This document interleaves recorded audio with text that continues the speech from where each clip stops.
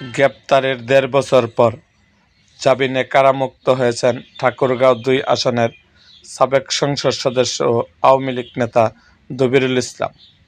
বৃহস্পতিবার সন্ধ্যা ৭টা ১০ মিনিটে দিনাজপুর জেলা কারাগার থেকে মুক্তি পান তিনি।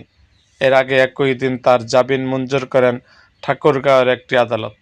দিনাজপুর জেলা কারাগারে জেলার ফরহাদ সরকার সাবেক এই সংসদ সদস্যের কারামুক্তির খবর নিশ্চিত করেছেন। ২০২৪ সালে ৫ আগস্ট গণঅভ্যুত্থানে আওয়ামী লীগ সরকারের পতনের পর জমি দখল ও চাঁদাবাজির মামলায় দবিরুল গ্রেপ্তার হন।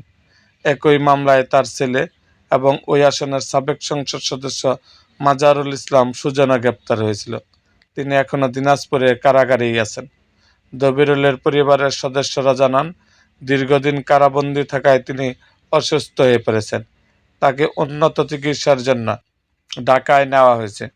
পরিবার সদস্যদের অভিযোগ, কারাগারে চিকিৎসার অভাবে দবিরুল গুরুতর অসুস্থ হয়ে পড়েছেন।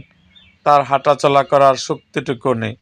এর আগে গত ৭ ফেব্রুয়ারি এই কারাগারে অসুস্থ হয়ে মারা যান ঠাকুরগাঁও ১ আসনের সাবেক সংসদ সদস্য ও আওয়ামী লীগের সভাপতিমণ্ডলীর সদস্য রমেশ চন্দ্র সেন।